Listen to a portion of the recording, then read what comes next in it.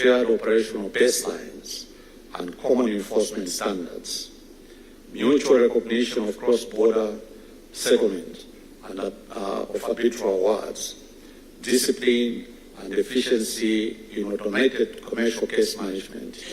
It also calls for judicial predictability, secure tax certainty, and support robust domestic resource mobilization. This is the strategic value of the Africa Continental Free Trade Area. Judicial alignment roadmap. It establishes the baseline for cooperation and mutual confidence required to make a single continental market functional. That combination should not remain at the margins of this summit. It should be embedded at the center of our discussions. Your Excellency, consistently challenged, Your Excellency has consistently, in fact, challenged Africans to finance their own transformation. And this, the baseline credibility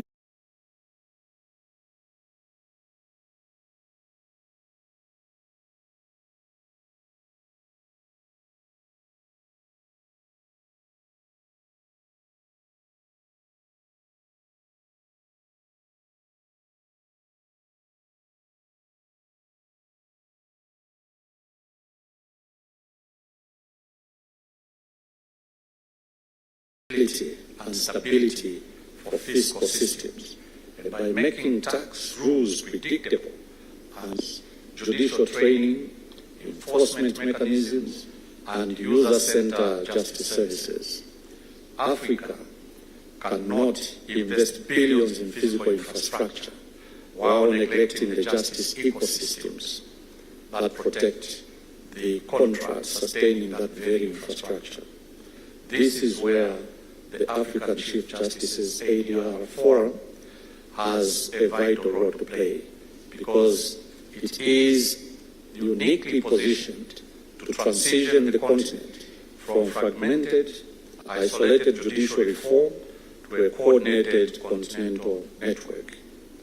The theme of this summit, a justice system that serves, listens and resolves, advancing ADR and alternative justice system for peace, inclusion, and prosperity in Africa, must look beyond professional networking.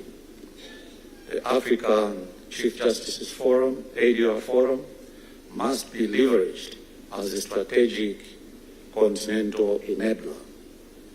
If Africa is serious about economic transformation, its judicial leadership must sit at the main table where development priorities are budgeted, delivered, and evaluated. Distinguished colleagues, Africa's economic future will not be secured by declarations alone. It will be secured by institutions that execute. The Continental Free Trade Area requires roads, ports, energy, finance, digital systems. But above all, it requires courts that can be trusted, ADR mechanisms that are credible, settlements that are enforceable, and judiciaries that are aligned around the realities of a united African market. Your Excellency, the leadership of Africa collectively can make ADR the default, not the alternative. By supporting court-annexed mediation and general mediation, enforcing arbitration agreements, and mandating ADR clauses in government contracts, we will not just reduce case backlog, we will build a culture where Africans go back to resolve their problems at the table with speed, dignity, and wisdom, not only in the courtroom. A nation that resolves disputes wisely grows wisely. Let us choose dialogue over delay and settlement over strain. And may Africa be known not just for the disputes we have, but for how wisely we resolve them. So, Mr. President, we ask for your hand in this. Champion the enforcement of arbitration clauses in government contracts, support court-annexed mediation, champion ADR in every ministry, and with your voice behind it, ADR will move from margins to the mainstream. So let this summit send an unequivocal message to the continent. Jurisdictions are development institutions. Just judiciaries. Judiciaries are development institutions. Justice is infrastructure. ADR and AJS are the primary tools of delivery. For Africa to trade with confidence, invest with courage, and grow with true inclusion, we must resolve our disputes with fairness, speed, and absolute trust. This is not a narrow technical adjustment. It is a development imperative. And that is our responsibility. That is our historic opportunity. And that is the precise work before us. A strong Africa is not one that litigates more. It is one that resolves disputes better. Mr. President, I thank you very much for listening.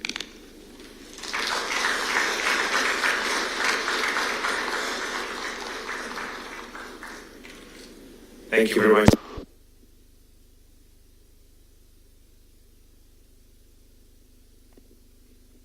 Honorable Lady Justice Martha Koome to deliver her remarks and in turn invite His Excellency the President. Why don't we welcome her with a warm clap? Welcome, Madam CJ.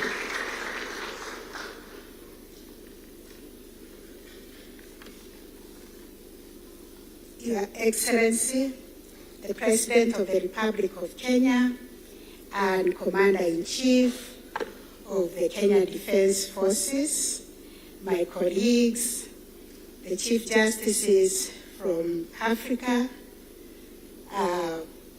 our judges, senior judges who have come to witness and participate in this great forum. We have judges from the Supreme Court, Courts of Appeal, High Court. We have senior judicial officers. We have our Attorney General, and we have other very, very distinguished guests. Your Excellency, good morning, everybody. Yes, it is an honor, a great, great honor for me as the host Chief Justice of this forum, the African Forum of Chief Justices on Alternative Justice Mechanism. And I truly want to welcome all of you to Nairobi, the green city in the sun, for the 3rd Africa Chief Justices Alternative Dispute Resolution Forum. I extend a very warm welcome to my brother and sister Chief Justices, judges, judicial leaders, ADR practitioners, scholars, and delegates who have traveled from across the Africa and beyond to participate in this important gathering. Your Excellency, before you this morning, we have the Honorable Chief Justice of Zambia, Dr. Mumba Marira, who has delivered the opening speech. We have the Chief Justice of Gambia, Chief Justice Hassan Jaru. We have the President of the East Africa Court of Justice, Mr. Nesta Kayombera. We have the Chief Justice of Malawi, Justice Msikamanda, who is also the chairperson of the East and Central Chief Justices Forum. We have Mr. Justice Peter Shivute, Chief Justice of Namibia.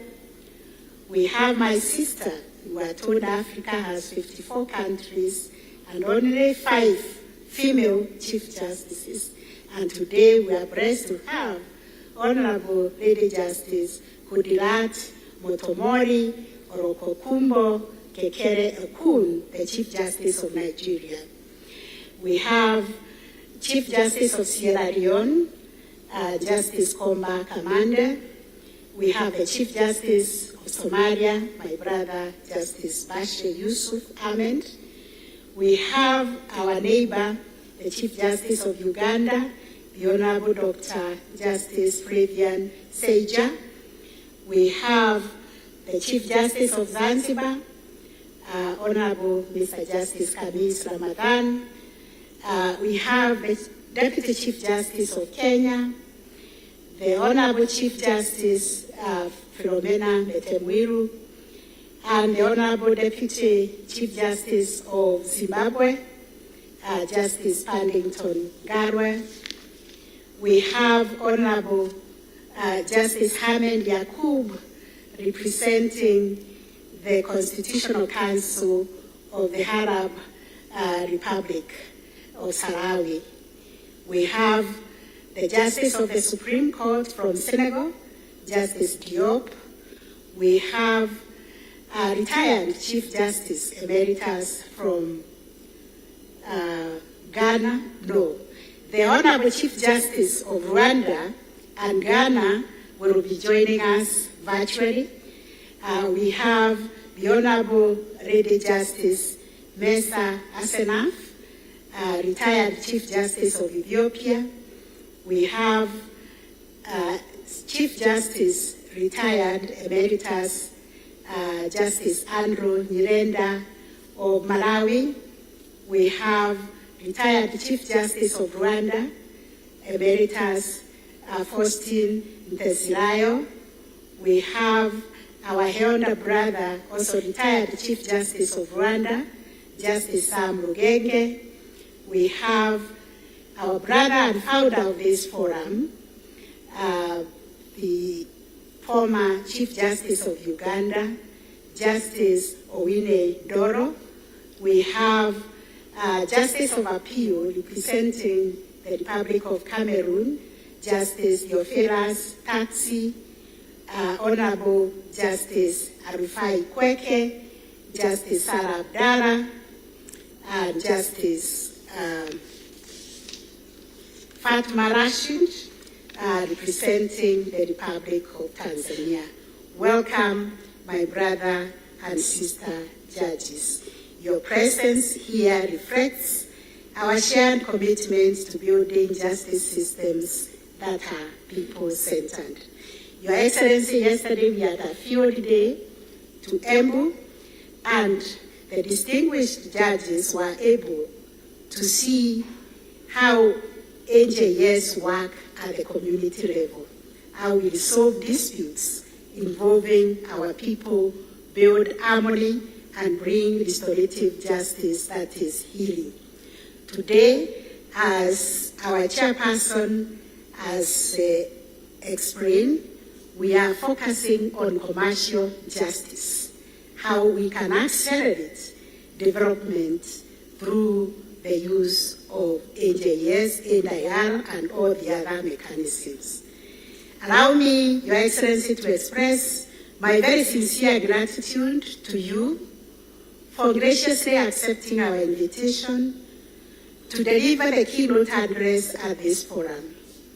Your Excellency, your presence here today is a reminder that justice sector transformation is not only the responsibility of judiciaries alone. It is a shared national and constitutional endeavor that requires the support of all arms of government and the society at large. We, as judiciaries of Africa, are deeply grateful for your continued support of the reforms within the judiciary and the transformation agenda. Your Excellency and distinguished colleagues, we gather at a time when access to justice remains one of the defining challenges confronting our African societies. While our constitutions and statutes all promise justice for all, the lived experiences of many Africans tell a more complex story, like the story we were told yesterday from empirical research that here in Kenya, only 17% can afford to go to courts, formal courts, and pursue justice in the formal justice sector. A whopping 64% are people who access justice through the alternative means. I also want to refer to the recently released Afrobarometer Round 10 survey on access to justice that was conducted across 38 African countries. That survey showed only a half of citizens express confidence that ordinary people who are wronged can obtain justice in the courts. The survey also reveals another important reality, that millions of our people from the continent of Africa continue to seek justice outside the formal courts. Across the continent, many citizens turn first to our traditional leaders. They turn to our customary systems. They may be courts. They turn to community elders, the religious leaders, and other community-based mechanisms when confronted with disputes. These findings should not be viewed as a rejection of formal justice systems. Rather, they remind us that for many Africans, justice is not merely a courtroom event.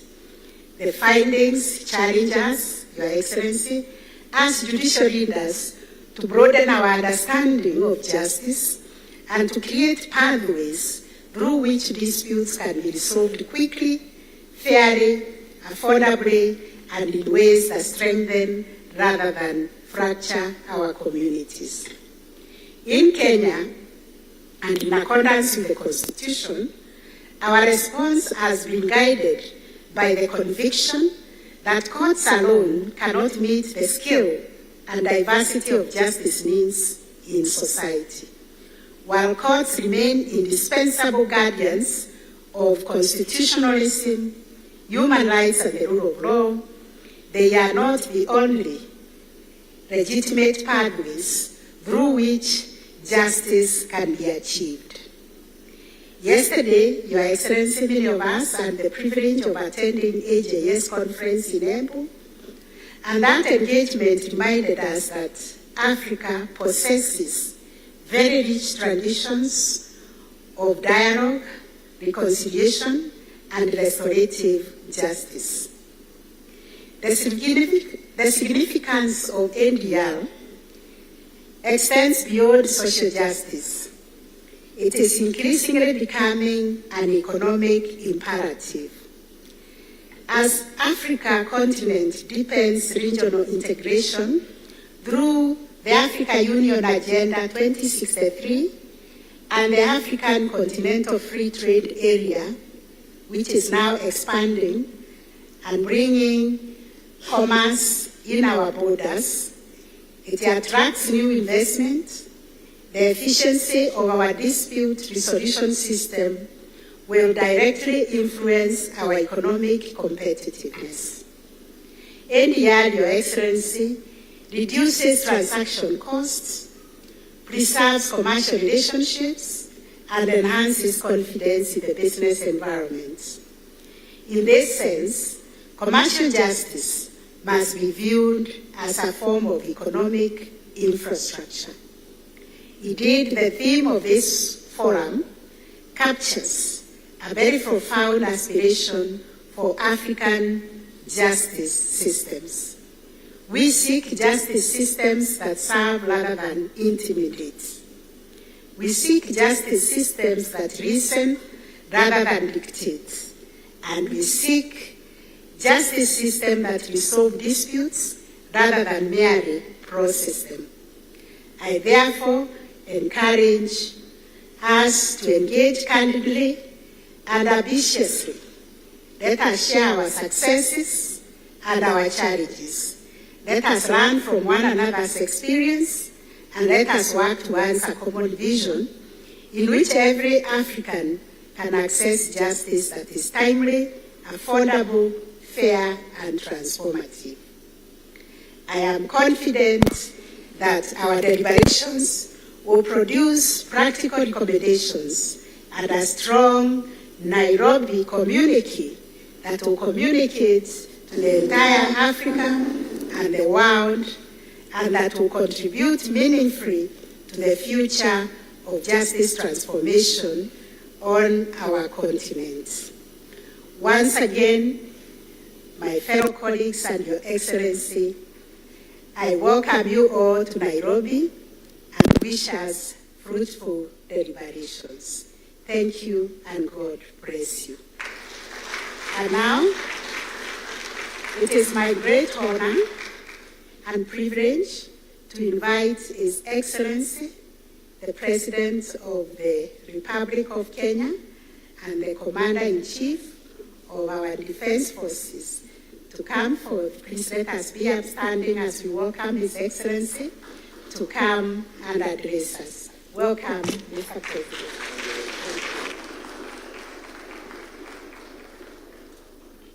Thank you very much, Madam Chief Justice. Please, let's take our seats.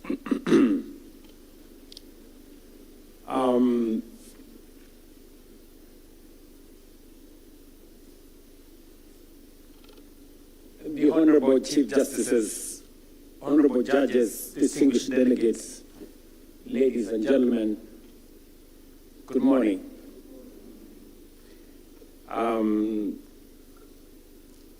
On behalf of the government and people of Kenya, let me take this opportunity to welcome all of you to Nairobi. I know that was done by our Chief Justice and President of the Supreme Court, but let me join her in welcoming all of you distinguished leaders to both Nairobi and to Kenya. And it is a great honor for Kenya to host the Chief Justice's Alternative Dispute Resolution Summit 2026. To every Chief Justice, judicial leader, and delegate gathered here, welcome to Nairobi, welcome to Kenya, and we are very happy to have you. We have come together under a theme that states a critical truth: a justice system that serves, listens, and resolves. The legitimacy of our institutions is not measured by the number of laws we pass, but by whether our people experience justice as accessible, fair, and swift. We have gathered to discuss alternative dispute resolution. But permit me, in this room of distinguished jurists, to begin by questioning a single word, the word alternative. In Africa, the resolution of disputes through dialogue is not alternative. It has never been. It is the original and the only justice system. Long before the colonial courtroom arrived on our shores, the Council of Elders sat beneath a tree, the village assembly gathered on the grass, they negotiated settlements, restored relationships, and rebuilt trust. That was not a lesser justice. it was our justice system. Litigation is the import. Reconciliation is the inheritance. So, when the world today speaks of mediation, of restorative justice, of community resolution as bold innovation, Africa may smile quietly. What others are discovering, we have always practiced for generations. We did not import alternative dispute resolution. We authored it. And then, for a time, forgot we were the authors. This summit is our act of remembrance.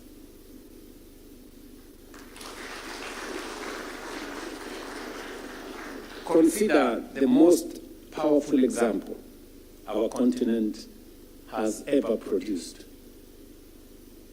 After the 1994 genocide, Rwanda faced a caseload its ordinary courts would need decades to clear.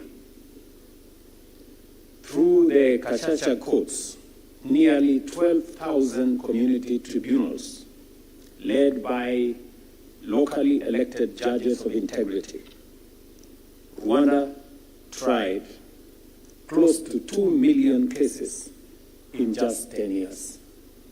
It remains the most comprehensive community justice process in human history. In Kenya, our 2010 constitution anchored alternative dispute resolution into our supreme law, directing our courts to promote reconciliation, mediation, arbitration, and traditional dispute resolution. The impact has been significant.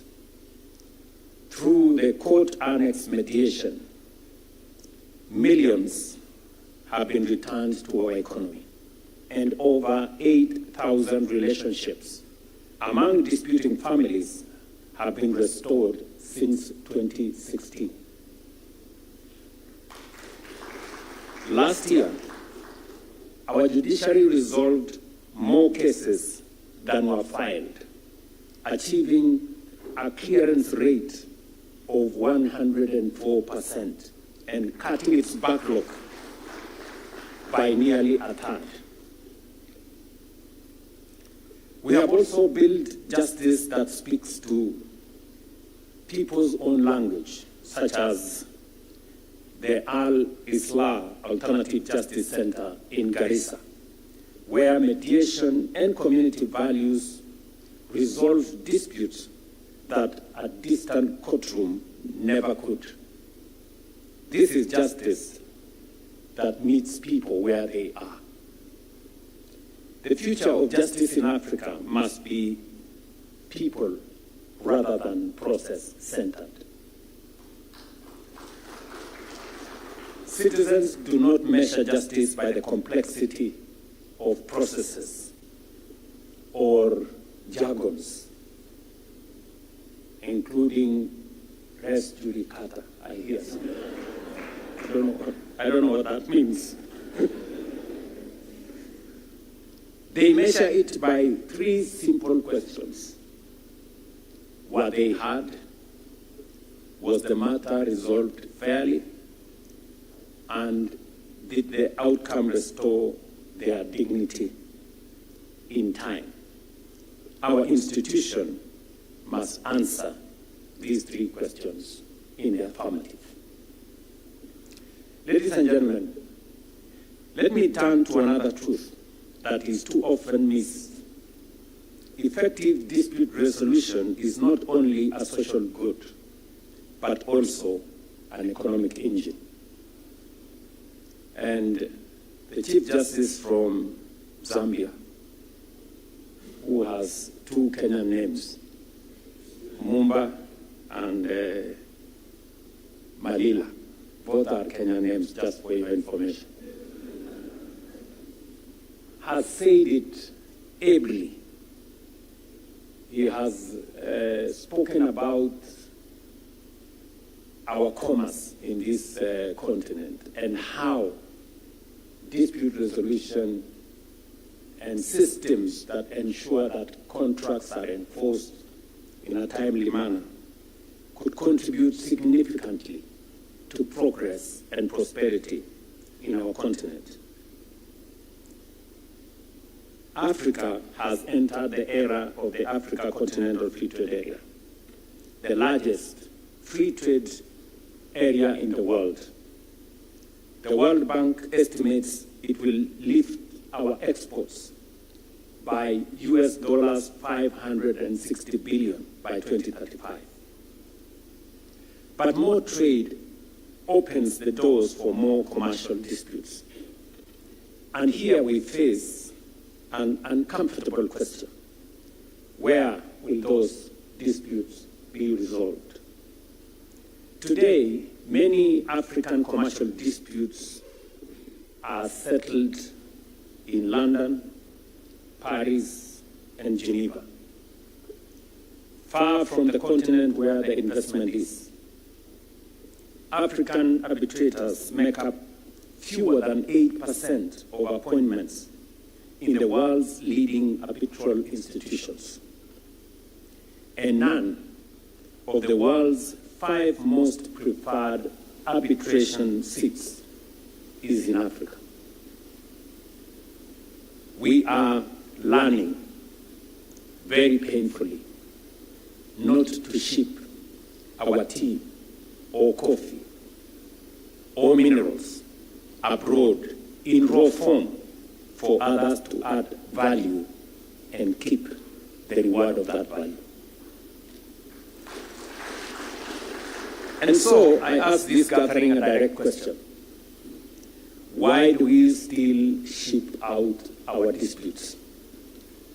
Why does African justice, like African produce, so often earn its premium somewhere else?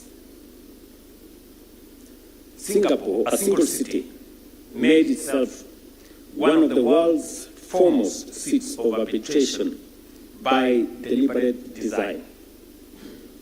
Africa, a continent of 1.5 billion people, can do the same. Let us resolve African disputes on African soil by African jurists and African institutions. And by the way, that is not protectionism, that is sovereignty. Last month, here in Nairobi, we had the Africa Forward Summit. And as African leaders, we had a very candid conversation amongst ourselves and with our partners. And we came to the conclusion that we need a paradigm shift in our relationships and engagements with our partners. Relationships that are not built on dependency. Relationships that are built on sovereign equality. Relationships not built on aid, assistance, or charity, but partnerships that are mutually beneficial, fair, and balanced. We made a concrete decision that being a continent of enormous natural resources, we are going to reject relationships that extract our minerals, our goods, shipped to add value somewhere else, and that we are going to insist on investments that create value in our continent, create jobs in our continent, that are fair, that are balanced, that benefits everybody equally in a win-win framework, benefiting the investors as much as the owners. That is the new relationship we want to build. And it is the conversation I had 2 days ago at the G7 forum, because that is what it is going forward. And I want to ask of this great gathering. I will ask you a few things in my concluding remarks, because I have the privilege to address many Chief Justices from our continent. It doesn't always happen. Yet we must never reduce justice to commerce. Consider this. The World Justice Project estimates that 5.1 billion people worldwide have unmet justice needs, and most of them will never set foot in a courtroom. That single fact is the case for this meeting.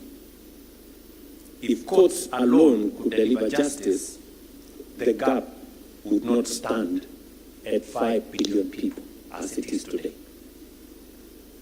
Alternative dispute resolution is not a convenience for the powerful.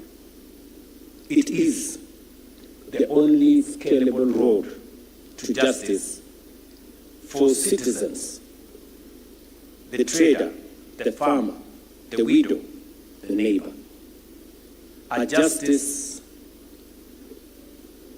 the ordinary can only wait for, and only the wealthy can afford, is not justice. It is inequity. The changes before, or the challenges before our judiciaries are shared. So then must be our solutions. This summit is Pan-African judicial diplomacy in action, building common standards, advancing constitutionalism, and proving that the future of justice in Africa cannot be shaped in isolation. It must be shared. When courts function, citizens trust institutions. When rights are protected, societies are stable. When disputes are resolved in peace, investment and prosperity follow. Judicial leadership, therefore, is not merely a legal duty. It is a developmental responsibility. But leadership cannot deliver on conviction alone. Across our continent, judiciaries confront rising caseloads, rising expectations, and rapid technological change, but too often within shrinking budgets. If we ask our courts to be engines of peace, investment, and cohesion, we must equip them for the task. Funding our judiciaries is not an act of generosity. It is a strategic investment in stability and growth in our infrastructure, our technology, judicial training, in alternative dispute resolution programs, and alternative justice systems. I therefore make this undertaking before you, that I will rally my fellow African heads of state and government to recognize strong, independent judiciaries as a continental priority deserving adequate, predictable funding and firm policy support. And when I say so, I know Madam Chief Justice here will be my witness. We have worked together with the Kenyan judiciary I did make commitments to work with an independent judiciary. My first act as president was to appoint and swear in judges that had not been sworn in for some time. I also undertook that I was going to the extent possible with competing interests, support the judiciary with budget. I know I haven't measured up to their full expectation, but we have kept pace. In fact, in the last 3 years, the judiciary has hired, and I have appointed 92 judges, the highest in Kenya's history by one president. And we have done so because we believe that